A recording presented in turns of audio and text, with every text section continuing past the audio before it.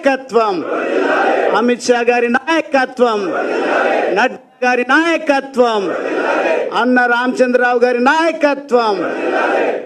తెలంగాణలో గత కొన్ని దశాబ్దాలుగా ఇక్కడ జరుగుతున్నటువంటి అది బీఆర్ఎస్ఏ ఉండొచ్చు, కాంగ్రెసే ఉండొచ్చు, ప్రజలను మోసం చేస్తూ వంచిస్తూ దగాకోరు వ్యవహారాలను ముందుకు తీసుకుపోతూ ఉంటే చాలా అద్భుతంగా పోరాటం చేస్తూ ఈ వేదికపై ఉన్నటువంటి ప్రతి కాషాయ సైనికుడు, బీజేపీ నాయకుడు, కార్యకర్త చేస్తున్నటువంటి పోరాటాన్ని నేను మనస్ఫూర్తిగా అభినందిస్తూ, మరి ముఖ్యంగా ఉమ్మడి మహబూబ్ నగర్ జిల్లా నుంచి పెద్దలు ఆచారి గారు, వెంకటేశ్వర రెడ్డి గారు, అదేవిధంగా సుధాకర్ రావు కొల్లాపూర్ గారు, అన్న రాజిరెడ్డి గారు కూడా ఈరోజు ఈ కార్యక్రమానికి రావడం జరిగింది.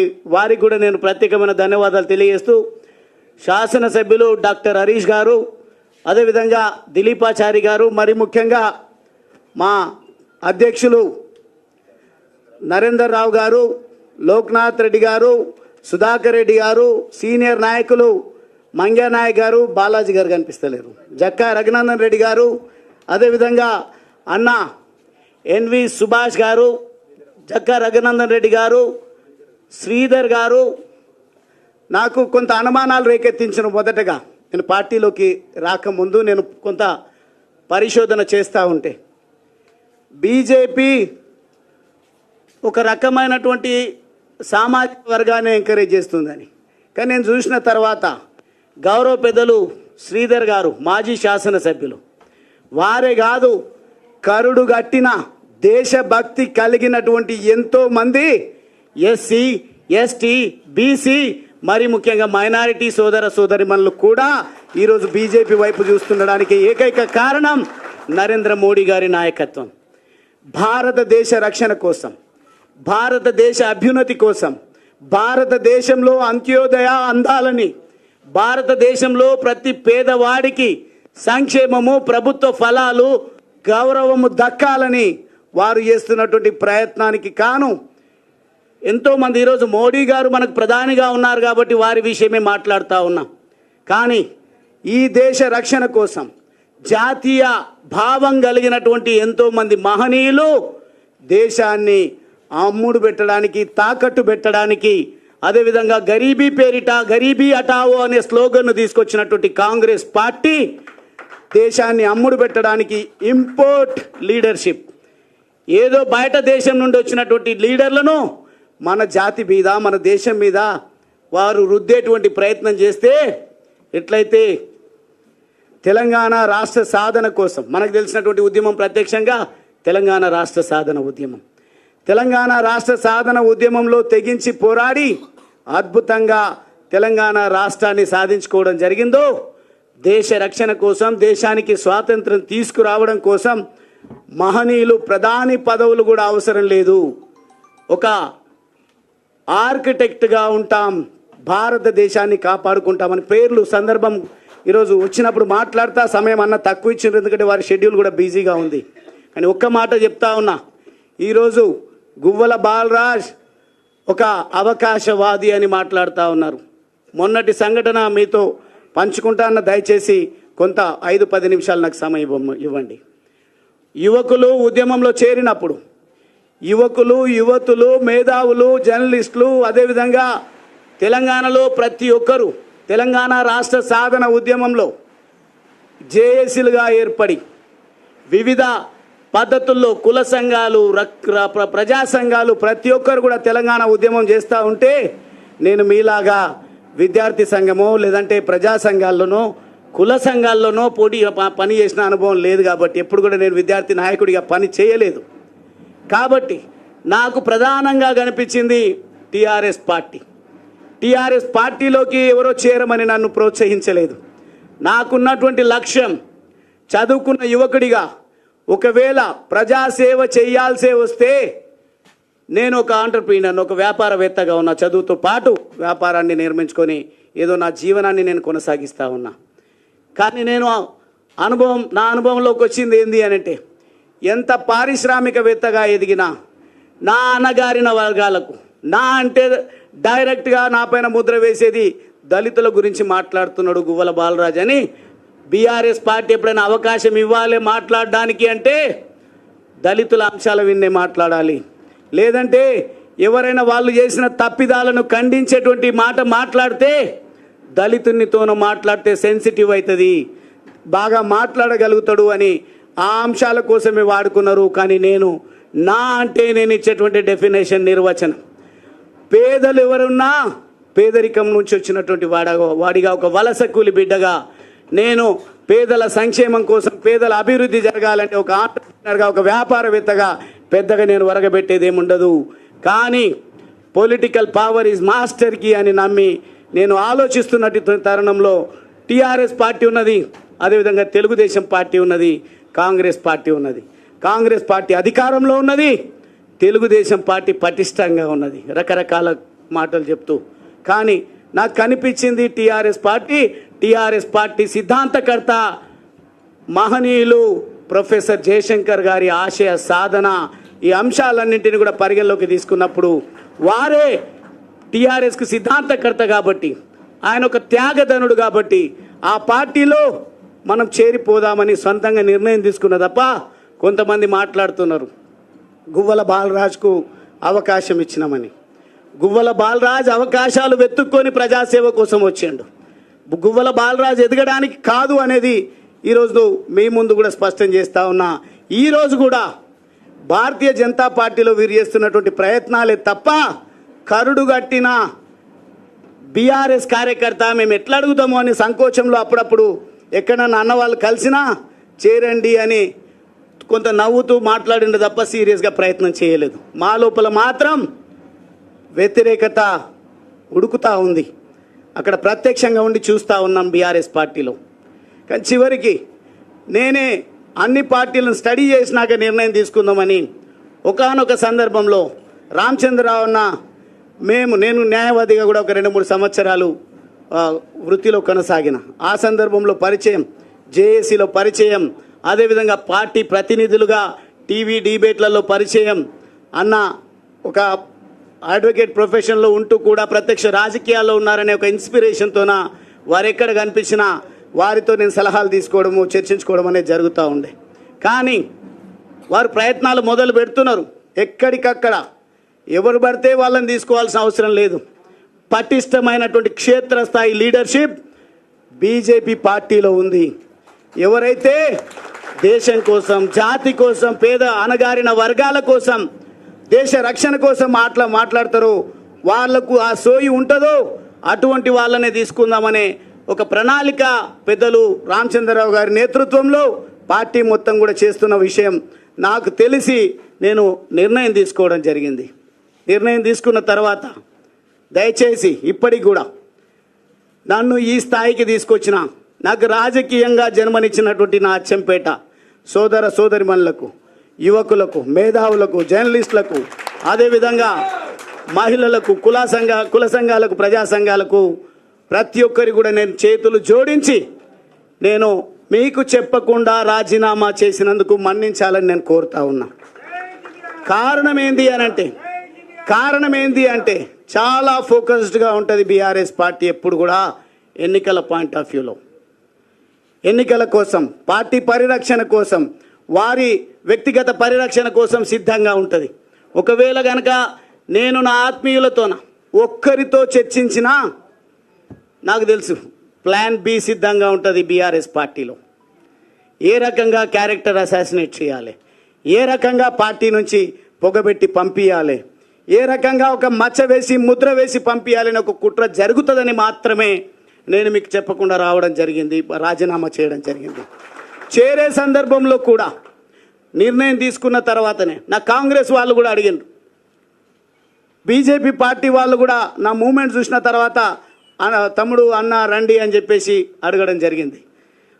అప్పుడే నేను నిర్ణయం నా అంతటా నేను వ్యక్తిగతంగా తీసుకున్నటువంటి భావన నా నియోజకవర్గ ప్రజల్లో, నా ఉమ్మడి మహబూబ్ నగర్ జిల్లా ప్రజల్లో, అదేవిధంగా రాష్ట్ర వ్యాపితంగా నేను ఈ స్థాయికి రావడానికి ఒక్కొక్క దశలో ఒక్కొక్కరు సహకరించినటువంటి వాళ్ళు, సూచించినటువంటి వాళ్ళు, నడిపించినటువంటి వాళ్ళు అఫెండ్ అయ్యినరు, బాధపడుతున్నారు.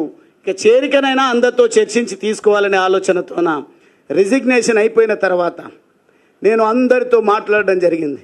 నాకు 2 పార్టీలలో కూడా అవకాశం ఉంది, కానీ నేను ఒక కన్ఫ్యూజన్ స్టేట్లో ఉన్నా. కారణం ఏంది అని అంటే, నాకేమో పదవి కొత్త కాదు, వాస్తవంగా చిన్న వయసులో ఆ భగవంతుడి దయ, మా తల్లిదండ్రుల ఆశీర్వాదం, నా ప్రజల దీవెనల వల్ల, అదేవిధంగా నా హార్డ్ వర్క్ వల్ల నేను 2 సార్లు శాసనసభ్యుడైనా. మళ్ళీ శాసనసభ్యుడు కావాలనో, పార్లమెంట్ సభ్యుడు కావాలనో, నామినేటెడ్ పదవులు కావాలనో అనేది నాకు కాంక్ష లేదు. ఈరోజు 10 రూపాయల సభ్యత్వం అన్న ఏదైతే ఇచ్చిండో, 100 రూపాయలు అంటున్నారు, 100 రూపాయల సభ్యత్వం కూడా అవసరం లేదు. నేను ఈ కుటుంబంలో నా జర్నీని ఒక సామాన్య కార్యకర్తలాగా మొదలు పెడతా. మీరిచ్చేటువంటి ఆలోచన, సలహాలు, సూచనలు తీసుకొని మీరు ఏదైతే దేశ రక్షణ కోసం, తెలంగాణ రాష్ట్రాన్ని కాపాడడం కోసం, అవినీతి రహితమైనటువంటి పాలనను ప్రజలకు అందించాలనే ఒక ఆలోచనతోన మీరు ఏదైతే ప్రయత్నం చేస్తూ ఉన్నారో, ఆ ప్రయత్నాన్ని ముందుకు తీసుకుపోయే విధంగా ఒక నిఖార్సైనటువంటి కార్యకర్తగా మీకు అందరికీ కూడా తెలుసు. 20 సంవత్సరాలు, దాదాపుగా 2 దశాబ్దాల పాటుగా నేను బీఆర్ఎస్ పార్టీలో పనిచేసిన, ప్రభుత్వ విప్పుగా కూడా పనిచేసిన, చాలా ఇంపార్టెంట్ టాస్క్స్ ఏవి ఇచ్చినా కానీ ఒక నిబద్ధత కలిగినటువంటి కార్యకర్తగా నేను అక్కడ పనిచేసి మెప్పు పొందడం జరిగింది. అందుకే మొన్న అచ్చంపేటకు వచ్చి పెద్ద పెద్ద నాయకులు రావాలనుకున్నారంట. వెళ్ళినట్టయితే ఇడు సామాన్యుడు కాడు, మంచిగా ఉన్నంత వరకు మంచిగా ఉంటాడు. మేమన్నా అనరానిది అంటే ఖచ్చితంగా మమ్మల్ని వేటాడుతాడు, వెంటాడుతాడు అనే భయంతోన పెద్ద లీడర్లమని ఎవరైతే ఉన్నారో వాళ్ళు రాకుండా మా జిల్లాలో ఒక ఆయన పెద్ద నాయకుడు ఉన్నాడు. 2004లో పోటీ చేస్తే 6,000 ఓట్లు ఏమొచ్చినాయి. మీకు ఎన్ని వచ్చినాయి? మొదటిసారి ఫోన్ చేస్తే పోటీ చేసే దాకరన్నా 15,000. ఆయన ఒక రకంగా చెప్తే బ్యూరోక్రాట్ పదవిలో ఉన్నారు, చైర్మన్గా ఒక డిపార్ట్మెంట్లో పనిచేసిండ్రు. ఈ జాతీయవాదం నచ్చి అక్కడ కోన్ పూస్తా కొల్లాపూర్ అన్నప్పుడు, కొల్లాపూర్ దేశ రక్షణ కావాలని కోరుకుంటుంది కాబట్టి నేను అక్కడ వెళ్ళి పోటీ చేస్తా అంటే వారికి మొదటిసారి 15,000, రెండవసారి కూడా అద్భుతమైనటువంటి 30,000. రాబోయేది ఒక్కొక్క నియోజకవర్గంలో 1,00,000 ఓట్లు రాబోతా ఉన్నాయి. ఆ రోజు 6,000 ఓట్లు వచ్చిన వాళ్ళు 2014లో ఓడిపోయిన ఆయన ప్లానింగ్ బోర్డు వైస్ చైర్మన్ అయ్యిండు. తర్వాత మొదటిసారి గెలిచినబడి మంత్రి అయ్యిండు. దళితుని ముఖ్యమంత్రి చేస్తా అన్నప్పుడు నాకు ఆస్పిరేషన్ లేదు, కానీ తెలంగాణ రాష్ట్ర సాధన ఉద్యమంలో కేసీఆర్ గారు పనిచేసిండ్రు. అన్ని పార్టీలను ఏకం చేసే ప్రయత్నం చేసిండ్రు. ఎవరి వల్ల వచ్చింది, ఏమొచ్చింది, ఒకవేళ చర్చ సమగ్రంగా జరిపితే తప్పకుండా విలువలతో చర్చించుకుందాం. మా వల్లనే తెలంగాణ వచ్చిందంటే తెలంగాణ ఎవరి వల్ల వచ్చిందో చర్చను విస్తృతంగా ప్రజల్లోకి తీసుకువెళ్ళడానికి నేను సిద్ధంగా ఉన్నా. తెలంగాణ రాష్ట్ర సమితిలో చేరిన తర్వాత, నేను ఎమ్మెల్యేగా నాకు అచ్చంపేట నుంచి టికెట్ ప్రకటించిన తర్వాత ఆల్ ఆఫ్ ఎ సడన్ నేనేం నేరం చేసినో తెలియదు, నేనేం పాపం చేసినో తెలియదు. అచ్చంపేటలో మొదటిసారిగా నిలబడబోతా ఉన్నాడు ఒక నికార్సైన యువకుడు, ఎవరి పొత్తు లేకుండా గెలిచొస్తాడు అని లక్షల సార్లు కేసీఆర్ గారు చెప్పిండ్రు. కానీ రెండు రోజులకే నాకు ఎంపీ టికెట్ ఇచ్చిండ్రు. మరి నేను ఒక్క మాట కూడా మాట్లాడలేదు. కారణం ఏంటంటే ఆశయం ఎమ్మెల్యే కావాలని ఉన్నది ముందు నాకు, ఎందుకంటే political power is master key అని. కానీ వాతావరణం మాత్రం తెలంగాణ రాష్ట్ర ప్రజలు తెలంగాణ రాష్ట్రాన్ని కోరుకుంటున్నారని, తెలంగాణ రాష్ట్రం రావాలంటే పార్లమెంటులో బిల్లు పెట్టాలి, గర్జించాల్సింది పార్లమెంటులో అని నన్ను కొన్ని రెచ్చగొట్టే మాటలా, ప్రోత్సహించే మాటలా నాకు తెలియదు, కానీ వాటన్నిటికీ ఏం టెంప్ట్ కాలేదు. నేను ఏ అవకాశం ఇచ్చినా ఇవ్వకపోయినా నేను సిద్ధంగా ఒక కార్యకర్తలాగా తెలంగాణ రాష్ట్ర సాధన కోసం పనిచేస్తా అని చెప్పి నేను ఎంపీగా పోటీ చేస్తే కేసీఆర్ గారు మహబూబ్ నగర్ నుంచి పోటీ చేసిండ్రు. నా దగ్గరికి ఒక్క ఇన్ఛార్జ్ కూడా రాలేదు. నా దగ్గర నాగర్ కర్నూలు పార్లమెంటు పరిధిలో 7 అసెంబ్లీ సెగ్మెంట్స్ ఉంటే ఒక్క సెగ్మెంట్లో కూడా కారు గుర్తు పైన ఎమ్మెల్యే అభ్యర్థిని నిలబెట్టలేదు. కానీ ప్రజల లోపల ఉన్నటువంటి ప్రగాఢమైనటువంటి కోరిక తెలంగాణ రాష్ట్రం రావాలి, ఒక యువకుడు వచ్చిండు, చదువుకున్న యువకుడు వచ్చిండని ఓట్లు వేద్దామని అంటే 3,80,000 పైచిలకు ఓట్లను 2009లో నేను సాధించడం జరిగింది. కొంచెం ఇట్లా ఆర్గనైజ్డ్గా గువ్వల బాలరాజు వస్తున్నాడు అంటేనే ఇక్కడ ఉన్నటువంటి పెద్దలందరూ కూడా వచ్చింది. ఇది మంచి శుభ పరిణామం. పని చేసేటువంటి యువకుడు వచ్చిండు అని చెప్పేసి సంతోషంగా వచ్చింది. కానీ ఎంపీ పార్లమెంటులో అడుగుపెట్టే ఆస్కారం ఉన్నా కేసీఆర్ గారి దగ్గర మొత్తం కూడా దేశాన్ని కాపాడాలంటే మోడీ గారు బలగాలను మోహరిస్తూ ఎవని ఊహకందని విధంగా ఆటంకవాదులను ఉగ్రవాదుల స్థావరాలను ఏ రకంగా సింధూర్ పేరిట ఆపరేషన్ సింధూర్ పేరిట అంత ముందించిండో ఆ రకంగా చేయాల్సినటువంటి అవసరం ఉండే నా దగ్గర కూడా అది చేయలేదు. కానీ మహబూబ్ నగర్ పార్లమెంటులో మాత్రం నా university Osmania university Kakatiya university అదేవిధంగా రకరకాల సంఘాలను అక్కడికి తీసుకెళ్ళి గెలుపొందిండు. గెలుపు నాదే అని క్లెయిమ్ చేసుకున్నా ప్రజలు ఏమనలేదు. కానీ అదే పని నాతో కొంత ఒక 10% కూడా నాగర్ కర్నూల్లో ఎఫర్ట్ పెట్టి ఉంటే 31 సంవత్సరాల వయసులోనే పార్లమెంటులో అడుగుపెట్టే అవకాశం ఉన్నది. కానీ బాధపడకుండా పని చేసుకుంటూ పోతే 2014 ఎన్నికలు వస్తే మళ్ళా కూడా పెద్దలు రాములు గారు ఒక పార్టీలో మంచి నిబద్ధతతో పనిచేస్తున్నారు. పోటీ వీళ్ళకే పెట్టాలి. గువ్వల బాలరాజు టికెట్ ఇవ్వమని పాపం వారిని మోసం చేసి పార్టీలోకి తీసుకొచ్చిండ్రు. ఎంపీ చేసినామని మాట్లాడవచ్చు వారి గురించి కూడా. వారికి క్రెడిబిలిటీ లేకుండా నాకు క్రెడిబిలిటీ లేకుండా మేము ప్రజా జీవితంలో కొనసాగడం లేదు. మాకు ఎంతో కొంత క్రెడిబిలిటీ ఉంది, హార్డ్ వర్క్ చేసే స్వభావం ఉంది. కాబట్టి మేము గెలిచి 2014-18లో గెలిచినాం. కానీ 2023లో ఓడిపోయిన వెంటనే గువ్వల బాలరాజుకి అహంకారం ఎక్కువ, గువ్వల బాలరాజుకు కోపం ఎక్కువ, అందుకే ఓడిపోయింది అన్నారు. అలా సార్ మీరు ఎట్లా ఓడిపోయినరు? 30 మందిని మార్చింటే చాలు మళ్ళీ అధికారం మాదే వచ్చేది. కానీ వీళ్ళకి అవకాశం ఇచ్చినామన్నారు. అంత త్యాగం ఎందుకు నాయన? మళ్ళీ మీ ఓటమికి కారణాలు ఏంది? అవకాశం ఇచ్చిన భిక్ష అని మాట్లాడుతున్నారు. టీఆర్ఎస్ ఎల్పీలో చర్చించేటప్పుడు ఒక విషయం ప్రస్తావనకు వచ్చింది.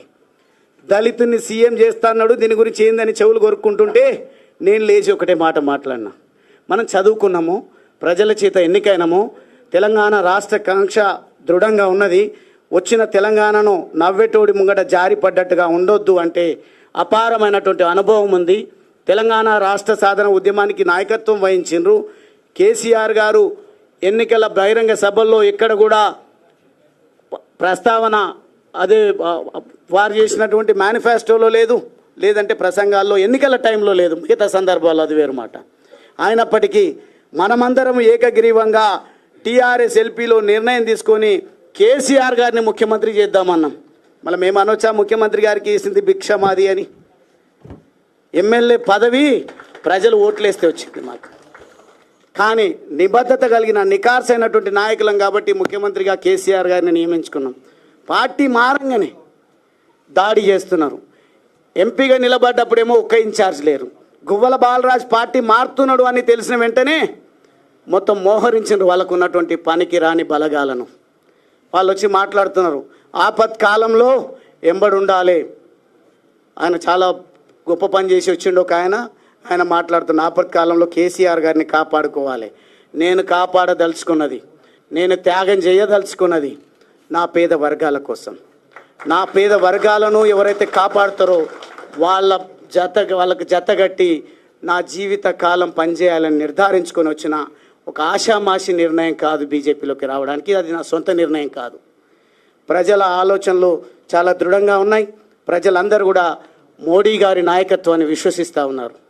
మోడీ గారు యుద్ధం చేసి యుద్ధం ఎందుకు ఎట్లా ముగించిందో తెలియకుండా యుద్ధాన్ని మధ్యలోనే వదిలేసింది అంటున్నారు. మీకు ఎకానమీ గురించి తెలియదు, దేశ రక్షణ విషయంలో బాధ్యత కలిగిన ప్రభుత్వం ఏ రకంగా వ్యవహరించాలో తెలియదు, ఆ ఆపరేషన్ ఎట్లా ముగించినరో తెలియదు, ఎంత గొప్ప హెచ్చరిక ప్రపంచానికి మోడీ గారు చేసిందో తెలియదు.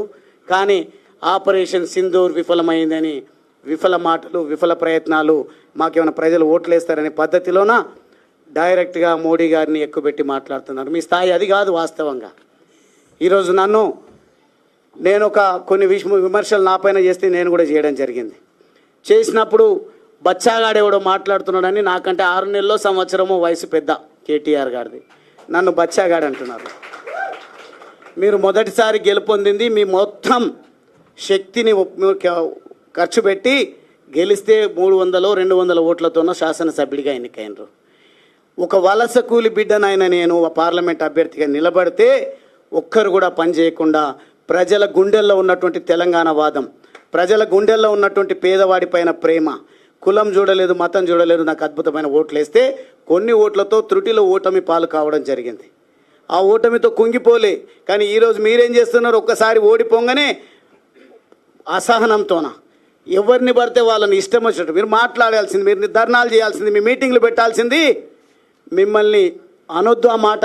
మళ్ళీ నేను కూడా అదే కేటగిరీకి చెందినటువంటి వాడిని అయితే మిమ్మల్ని పక్కన పెట్టి కారణాలు ఏవైనా ఉండొచ్చు.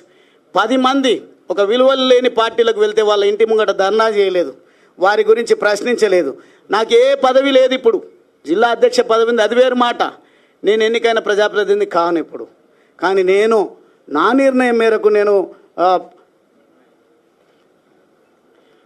బీజేపీ పార్టీలో చేరుతా అంటే నన్ను రకరకాల ఇబ్బందులు మీరు సోషల్ మీడియాలో వాళ్ళ గ్రూపులలో వాళ్ళు పెంచి పోషిస్తున్నటువంటి యూట్యూబ్ ఛానళ్ళల్లో ఎట్లా మాట్లాడిస్తున్నారు. నన్నే కాదు, ఈరోజు నా సతీమణి రావాల్సి ఉండే. మాకు దేశభక్తి దైవభక్తి ఎక్కువ, సెంటిమెంట్స్ కూడా ఎక్కువ. నేను ఏ ప్రయత్నం చేసినా నా ప్రయత్నంలో విజయం సాధించాలి నా భర్త అని మా తల్లిదండ్రులు ఆశీర్వదించి పంపిస్తే నా సతీమణి తోడుగా వస్తుంది నా ఎంబడి. కానీ ఆమె పైన నోటికొచ్చినటువంటి పదజాలంతో ఇష్టారీతిలో మమ్మల్ని కుంగిపోయే విధంగా మీరు ఏదైతే మెసేజెస్ పోస్టులు పెడుతున్నారో దయచేసి ఆపండి. ఆపకపోతే చట్టపరంగా చట్టం తన పని తాను చేసుకు వెళ్ళే విధంగా మేము కోర్టులను సంప్రదిస్తాం, రకరకాల వేదికలను సంప్రదిస్తాం. వినకపోతే ఇక్కడున్నటువంటి దమ్మున్నటువంటి కార్యకర్తలు, నాయకులు, నా అక్కా చెల్లెల అండతో మీకు ఏ రకంగా బుద్ధి చెప్పాలో చెప్తామని ఈ సందర్భంగా తెలియజేస్తూ, నా చేరిక విషయం కానీ నా పార్టీ మార్పు విషయం కానీ దయచేసి పెద్దగా మాట్లాడాల్సిన అవసరం లేదు మీకు. ఎందుకంటే మీకు కావాల్సింది అధికారము, అదేవిధంగా కాంగ్రెస్ కావాల్సింది రెన్యువల్ జరగాలన్నా, మీరు తిరిగి ఎన్నికలకు రావాలన్నా పోటీపడి భాషల్లో మీరు పోటీపడి యాసల్లో పోటీపడి ప్రజలను మభ్యపెట్టడం కాదు. కేసీఆర్ గారు చెప్పిన మాట, గెలవాల్సింది మీరు, మీ నాన్న, లేకుంటే ఇంకొకరు కాదు. గెలవాల్సింది పెద్దలు కేసీఆర్ గారు చెప్పినట్టుగా ప్రజలు గెలవాలి. రాజకీయాల్లో పార్టీల గెలుపు ముఖ్యం కాదు. ఎవరైనా గెలవని, గెలిచిన వాళ్ళ బాధ్యత ప్రజలకు ఇచ్చినటువంటి హామీలను నెరవేర్చడం. విఫలమంటే 10 సంవత్సరాలు సేవలు అందించినటువంటి పార్టీగా మీ పైన వచ్చినటువంటి విమర్శలను మీరు ఏ రకంగా ఎదుర్కొంటారో ఎదుర్కోండి. కానీ మీ దగ్గర ఏదో ఆశించి పనిచేస్తున్నటువంటి నాయకులను, మీ పైన వస్తున్నటువంటి విమర్శలను ఖండించేదానికి వాడుకోకండి. మీ ఎంబడి ఎవరైతే నడుస్తున్నారో వాళ్ళను, ఈ మీడియాను అన్నింటినీ కూడా ఉపయోగించి చివరి పౌరుడి వరకు ప్రభుత్వ ఫలాలు అందాలన్నా, చేయూతను అందాలన్నా ఏ రకమైన ప్రణాళిక పెట్టుకుంటే బాగుంటుందో చూడండి. కానీ అనవసరంగా పోటీలు పడి ప్రజా ఎజెండాను పక్కన పెట్టి స్వంత ఎజెండా కోసం దేశాన్ని, రాష్ట్రాన్ని, ప్రజలను భ్రష్టు పట్టించొద్దని కోరుకుంటూ ఈరోజు నన్ను ఇంత గొప్ప మనసుతో నన్ను పార్టీలోకి ఆహ్వానించినటువంటి పెద్దలు ప్రెసిడెంట్ అన్న రామచంద్రరావు గారితో పాటుగా ఇక్కడ ఉన్నటువంటి వేదిక పైన ఉన్నటువంటి ప్రతి ఒక్కరికి కూడా నేను 2 చేతులు జోడించి మరీ ముఖ్యంగా పోరాటం చేయాల్సింది మనము క్షేత్రస్థాయిలో మనం ఉందాం. మనకింత పెద్ద అండ ఉంది. ఖచ్చితంగా అచ్చంపేట నుంచి మొదలు పెడదాం. కొండారెడ్డిపల్లిలో ఒక మాజీ సర్పంచ్ చనిపోయిండు అంటే ఆ అంత్యక్రియలకు నన్ను రాణిస్తలేరు, మనం అందరం వెళ్దామంటే పోనీలే అంటారు. దుందుబి వాగును దోచుకుంటున్నారు అంటే పోనీలే అంటారు. లేదంటే ఎస్ఎల్బీసీలో 8 మంది చనిపోయినారు, డెడ్ బాడీస్ 6 నెలలైనా వస్తలేవు, దాని గురించి మనం ఒక కార్యక్రమం చేసుకుందామంటే పోనీలేండి. ఈరోజు కేసీఆర్ గారిని కాపాడుకోవాల్సిన బాధ్యత మనందరిపైన ఉంది. దీన్ని ఖండించండి, మీరు యాక్టివ్గా ఉండండి, డిబేట్లలో పాల్గొనండి, ప్రెస్ మీట్లు పెట్టండి అని మాట్లాడుతున్నారు. అది నాకు సాధ్యం కాదు. 2 సార్లు శాసనసభ్యుడైన నేను చదువుకున్న వ్యక్తిగా నా పోరాటం పేద ప్రజల అభ్యున్నతి కోసం, నా పోరాటం అంత్యోదయ అందరికి అందే విధంగా నేను ముందుకు పోతా. అది బీజేపీ పార్టీలోనే, నరేంద్ర మోడీ గారి నాయకత్వంలోనే సాధ్యమవుతుందని ప్రజలు చెప్పినందుకే, నా ఆత్మీయులు చెప్పినందుకే నేను బీజేపీ పార్టీలో చేరడం జరిగింది. ఇదేదో ఆషామాషిగా ఒకరోజు అవకాశాలు రాకపోతే వచ్చింది. నాకు 4 సార్లు మంచి అవకాశం ఇచ్చారు, పర్వాలేదు, అది మీ మెహర్బానే అనుకుందాం పోని. నేను ఎంత ప్రయత్నం చేస్తే, నేను ఎంత ప్రజల్లో ఉంటే నాకు అవకాశం ఇచ్చిండ్రో నాకు తెలుసు, నా అచ్చంపేట ప్రజలకు తెలుసు, నా ఉమ్మడి మహబూబ్ నగర్ జిల్లా ప్రజలకు తెలుసు. కాబట్టి ఆ విషయాలు ఇంకోసారి చర్చించుకుందాం. కానీ ఈరోజు బీజేపీ నాయకులు, కార్యకర్తలు మనందరి పైన ఉన్నటువంటి కర్తవ్యం మోడీ గారి లక్ష్యాన్ని మనము ముందుకు తీసుకుపోవాలి.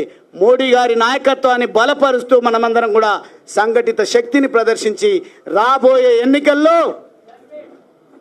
మనము కాషాయ జెండా, మన బీజేపీ జెండాను ఎగురవేసే విధంగా మన ప్రయాణాన్ని కొనసాగిద్దామని సందర్భంగా తెలియజేస్తూ, నరేంద్ర మోడీ గారి నాయకత్వం వర్ధిల్లాలి. బీజేపీ నాయకుల, కార్యకర్తల ఐక్యత. జై తెలంగాణ, జై భారత్ మాతా కీ, జై భారత్ మాతా కీ.